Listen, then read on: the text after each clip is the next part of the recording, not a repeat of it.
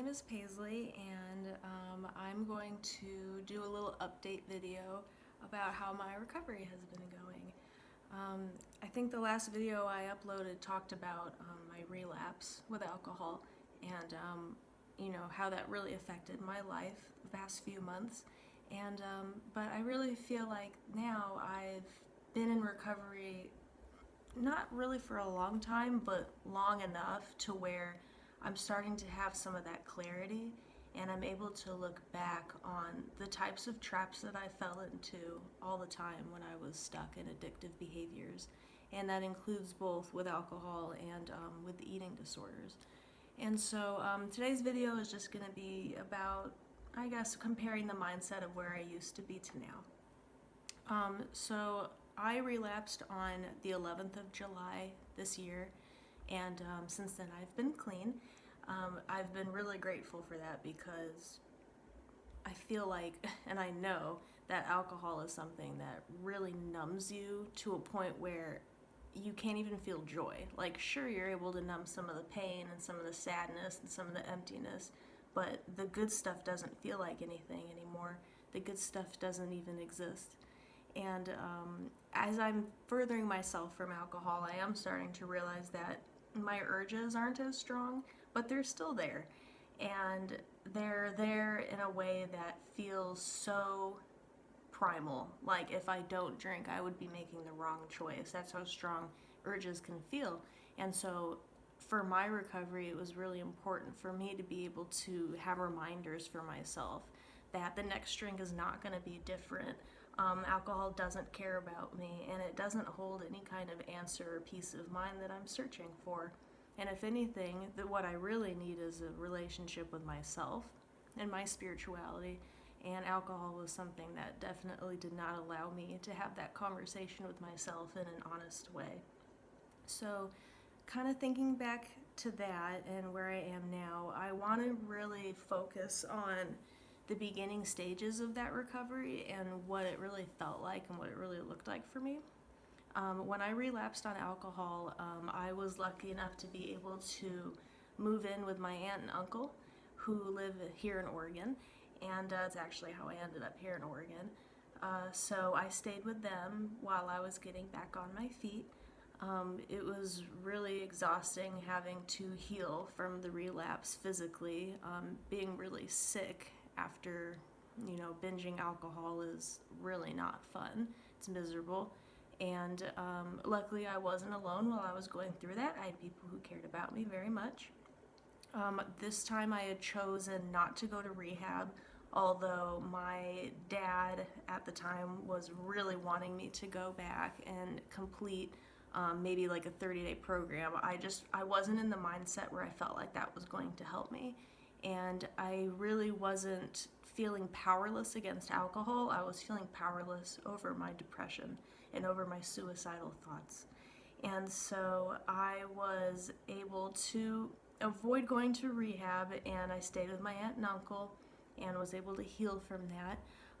That really began the beginning stages of my eating disorder recovery. I was right in the middle of my suffering with an eating disorder. I had unfortunately relapsed into those behaviors over the last few months, and my suicidal ideations and depression were really feeding into it. I was rapidly losing weight. I'm not going to talk numbers, but it wasn't really even to a point where it would shock anyone if they saw my weight, but I would know that it was shocking, and I knew what I was doing to myself was very harmful, but I didn't really see the need to stop doing it. I felt like it was a coping strategy for me. For some reason, deep in my eating disorder, I felt that by practicing these obsessive compulsive rules in my head that I had constructed for myself and my body, that I was avoiding stress, that I was creating inner peace. And I wasn't. I was creating turmoil.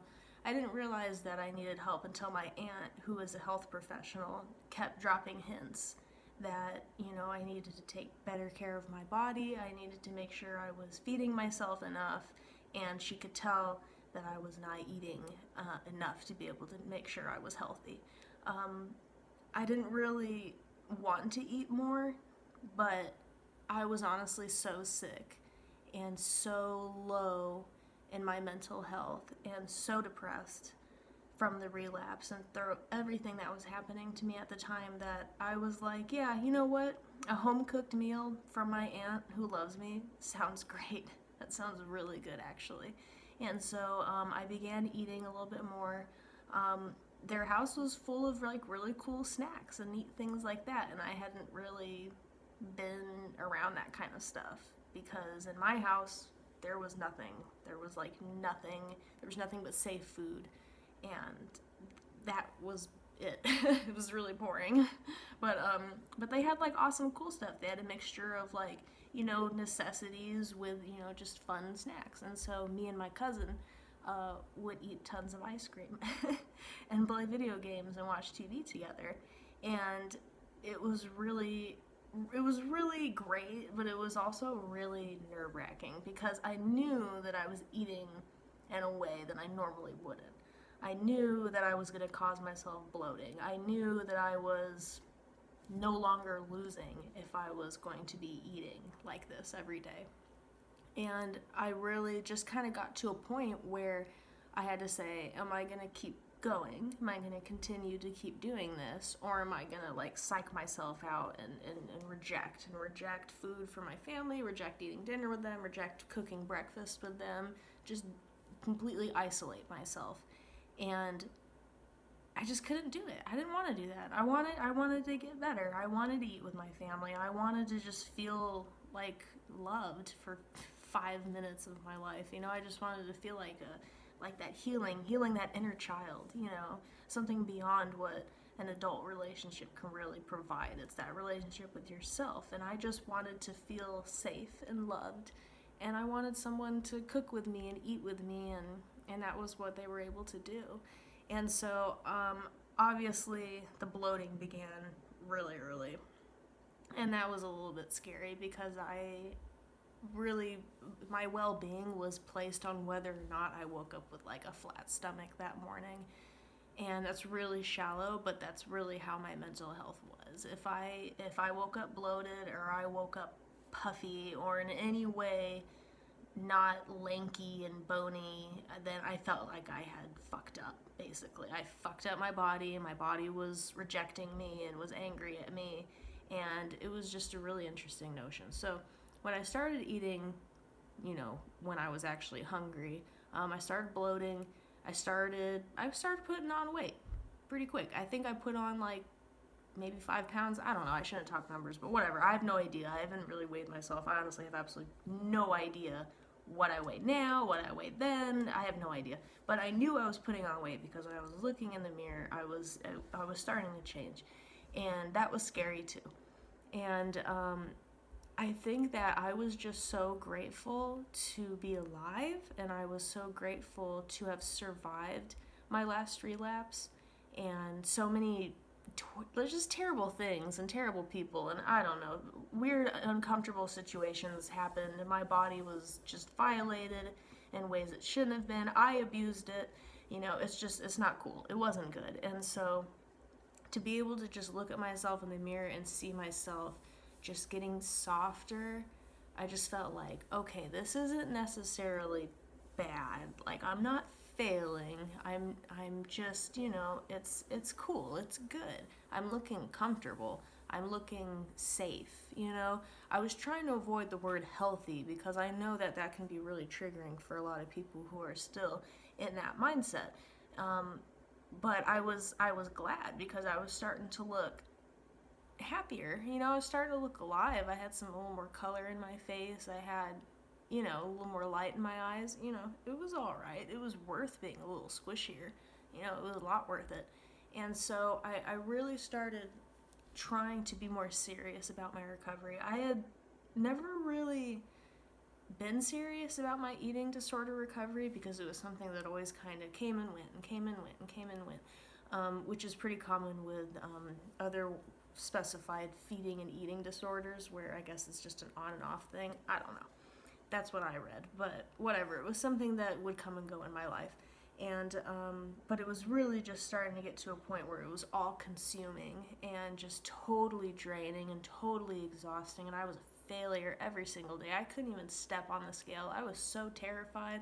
I felt like I was getting bigger every single day, and who cares if I'm getting bigger, right? But I was just freaking out.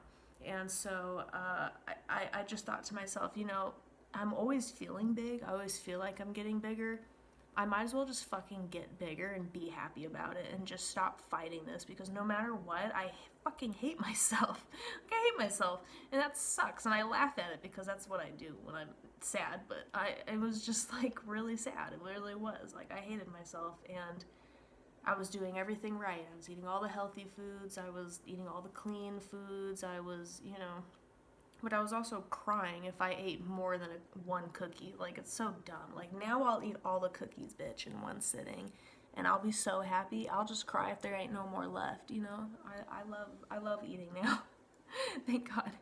Eating doesn't scare me.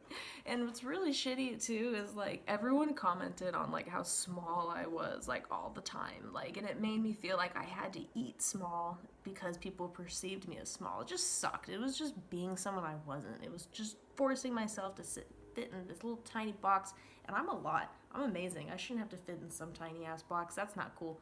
So no, I just was like, I might as well just let myself gain a little bit of weight and gain some self-love and gain some fucking clarity, because, like, who am I showing my body off to anyways? You know what I mean? Like, it's not like, it doesn't matter. It's me. It's my personal thing. It's my personal choice. It's my personal journey. Like, it's no one's business. It's cool, and this is the time to go through it. And so I started eating more, put on some weight, and then, oh God, and then it came, the mental hunger. Oh my gosh, you guys, the mental hunger was off the charts. I was so fucking hungry all the time. I couldn't stop thinking about food, and it was so scary. It really was. But at the time, I was reading about all-in recovery. And for those of you guys who don't know what all-in recovery, it's just like, basically, instead of just easing your way into recovery, it's just fucking going for it. It's doing all opposite actions. It's eating as much as you want, when you need to. It's completely honoring your body and your hunger cues. And it's the best and quickest and most thorough way to just deal with that shit, instead of trying to play that little game of give and take, like, oh, maybe I'll stop doing this, but I really do need to keep my Fitbit and count my shit, but, I'll just stop, doing this and that. Like, no, dude, like, it's all or nothing. Like, it's your life. Do you want to live? Yes or no? Like, all in recovery, yes or no? That's it.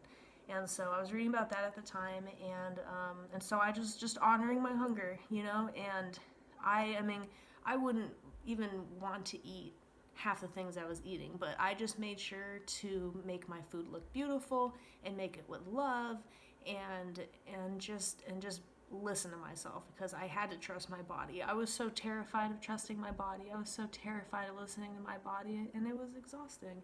And honestly, I'm really glad that I kind of gave it up. I'm really happy. And so, so I was doing all in recovery. I was honoring the mental hunger, but it started to just get to a point where it was really exhausting. And I was thinking, what if the mental hunger doesn't stop? Like, what if I'm broken and this is me forever? Because it was really scary. I was waking up, like, hungry, man. I was eating from the minute I woke up to the minute I went to bed. I was really worried that I was broken. I didn't know what to do. I'm like, okay, maybe I went too all in, but no, that's not a thing. So I called my mom. I hadn't talked to my mom in months and months and months and months, because me and her, like, we have a weird relationship. Like, I love her a lot, but, like, it's been stressful. So anyway, I call her, and she's, she knows about my disordered eating, and she has had an eating disorder for a while too. I don't know if she's actively in it. I don't think so. But she gets it. She gets the pain and the shittiness of it all, and the total unfair comparison to how women are portrayed, and how we're told how much we need to lose weight, lose belly fat, shrink your thighs, collarbones, thigh gaps, whatever the fuck. I don't know what all the other fucking things are, but all that bullshit. And she was just so happy to hear from me, and she said that, my aunt apparently had taken a picture of me and my cousin when we weren't paying attention, and, like, sent it to her saying, hey, Paisley's doing good. And my mom said that she like broke down crying because I looked so sick in the picture. And and that really was a wake-up call for me because I had no idea. I had no idea that I was looking that way. And to hear that from my mom, who's usually pretty fucking positive about things and is not one to really point out that kind of shit, I was like, oh fuck, I gotta keep going. And so I told her, it's really getting hard. This is really exhausting. like it's a lot. Like, it takes a lot out of you to like say I'm hungry. Like, okay, I am gonna eat something, and then I'm gonna go get it, and I'm gonna make it, and I'm gonna go through with it, and I'm gonna smell all the smells and touch everything. And I mean, that's triggering.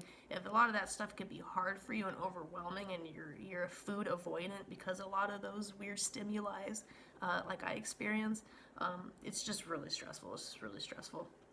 And so, lo and behold, I kept going through with honoring my hunger, and I'm not even kidding you, like 2 days later, like a day or two after that, like I started evening out. Like, my thoughts weren't about food 24/7, about oh I need to avoid it, or oh I'm so hungry I need to go get more. Like, I stopped.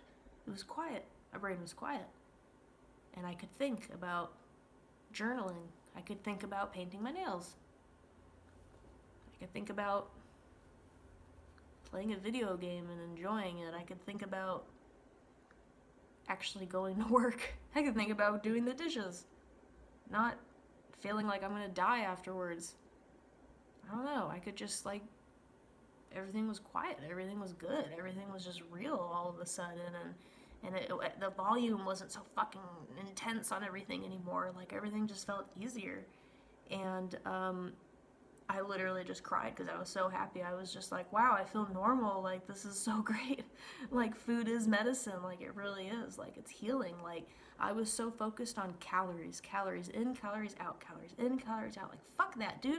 I wasn't even focusing on, like, my nutrients. I wasn't even focusing on what my body needed to survive. Like, my heart, my organs, my everything. And it was shocking. It was a wake-up call. For sure. I was really amazed at how much my body wanted me to be healthy. My body wanted me to be safe. My body wanted me to be balanced, and it was fighting for that balance, but it needed me to just trust it. So, yeah. So, as of late, I am still in recovery for alcohol. I'm still in recovery for an eating disorder. I'll probably be in recovery for the rest of my life, and that sounds a lot better than trying to believe that losing weight or getting high or getting smashed is going to make me happy when I make me happy, and I'm already enough. And let me tell you, when you're first in the beginning stages of recovery, like, it's hard, you guys. You're not going to even recognize yourself in the mirror anymore. You're not even going to know. Your whole personality that was built upon losing weight and this ideal of who you were going to be and what that was going to do for you and what that was going to mean for you, you have to mourn all of it. It's gone. You have to let it go. You have to let it go. And it hurts. It sucks, because sometimes in that mindset, those are the things you value as worthy and as important. And when you have to give those up, you might feel really unworthy. You might feel really unimportant. You might feel really fucking lost. And it's okay. Just know that the answer is with you. It's not out there. It's not through dieting. It's not through making your body look a certain way. It's you. You're there. You're loved, and you're amazing, and you're capable, and you don't need anyone's permission to be here. You don't have to look like anybody else other than you. You're perfect. And all the things I love about the people I love has nothing to do with their bodies. And I just hope that everyone can find their own time to recover. And, sometimes the stars just align, and it's time to go for it. And for me, that's what it was. Surviving my relapse and getting to stay with my family for a while was my answer. That was my opportunity to heal. And so I really hope that anyone watching this gets that opportunity as well. And much love to all you guys out there. Much love to all the warriors. And that's really all I had to talk about. So, hope everyone has a good day. Joe Biden is president. It's pretty sweet. Fuck Trump. Right on. I'll see you guys next time.